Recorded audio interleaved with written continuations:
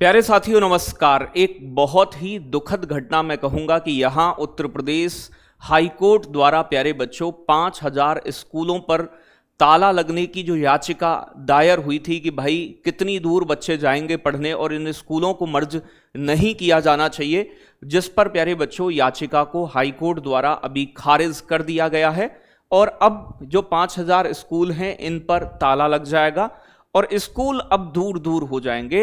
जहां 50 से कम बच्चे थे उन सभी स्कूलों में योगी सरकार ताला मारने जा रही है। जहां गरीब बच्चों को जहां अपने ही गांव में नजदीक में शिक्षा मिलती थी, अब वो शिक्षा मिलनी बंद हो जाएगी। यहां ना तो हाईकोर्ट द्वारा उत्तर प्रदेश सरकार से यह प्रश्न किया गया कि आखिर स्कूलों में 50 से कम बच्चे क्यों हुए हैं, मतलब कारण तो रहा होगा। ना आपके स्कूलों में शिक्षक हैं, ना उनकी कोई बिल्डिंग है, ना इंफ्रास्ट्रक्चर है, ना फर्नीचर है, ना प्यारे बच्चों अच्छा मटेरियल उनके पास है पढ़ाई का, तो बच्चे स्कूलों में इसलिए कम हो रहे हैं। पहला कारण ये। तो सरकार को जहां ध्यान देना चाहिए कि हमें इंफ्रास्ट्रक्चर बेहतर करना है, टीचर हमें अवेलेबल कराने हैं, बहुत सारे स्कूल ऐसे हैं जहां अध्यापक ही नहीं है, तो इन सभी पर भी हाई कोर्ट को प्रश्न यूपी सरकार से पूछना चाहिए था, जो नहीं पूछा गया है। ठीक है जी। बाकी आप जानते ही हैं कि उत्तर प्रदेश में क्या चीजें हैं। शिक्षा मंत्री कहते हैं कि टीचर शिक्षक का अनुपात समानुपात बराबर है, जबकि पता चलता है कि बहुत सारे स्कूलों में शिक्षक ही नहीं है, टीचर ही नहीं है।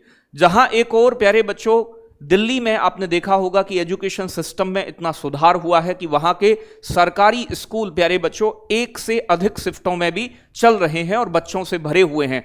लेकिन वहीं यूपी के अंदर सरकार स्कूलों में ताला लगाने की नौबत पर आ गई है कि बच्चे कम हुए हैं। अब ऐसा तो है नहीं कि जनसंख्या कम हो गई है हमारे देश की, या फिर बच्चे पढ़ने नहीं जाना चाहते सरकारी स्कूल में। जाना तो तब चाहे ना जब आपका इंफ्रास्ट्रक्चर बेहतर हो, जब चीजें बेहतर हो। तो आज जो है प्यारे बच्चों 5000 स्कूलों के मर्जर के खिलाफ जो दायर याचिका है वो हाई कोर्ट ने योगी सरकार के फैसले को सही ठहराया। और प्यारे बच्चों यहां पर ये जो आपकी याचिका दायर की गई थी कि इसे रोका जाए, उसे प्यारे बच्चों रद्द कर दिया है याचिका को। अब आप जानते हो कि जहां सरकार का मामला आ जाए तो सरकार अपनी बात ज्यादातर मनवा ही लेती है कोर्ट पे, क्योंकि सिस्टम ही ऐसा हो गया है।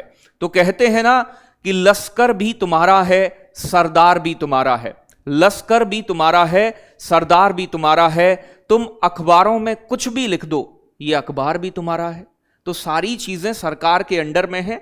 जैसे जैसे चीजें चल रही हैं, जैसे जैसे चीजें हो रही हैं, आप सभी को पता है कि ये बहुत गलत है कि एजुकेशन सिस्टम ही हमारा पूरा बर्बाद होता जा रहा है, बेकार होता जा रहा है। पिछले 7 सालों से शिक्षक भर्ती नहीं हुई है। कोर्ट को एक बार पूछना चाहिए था कि कोर्ट के आदेश आने के बाद भी यूपी में अब तक शिक्षक भर्ती का नोटिफिकेशन नहीं आया है। इस पर यूपी सरकार क्या कर रही है। लेकिन आप जानते हो कि सारी चीजें आपके सामने हैं।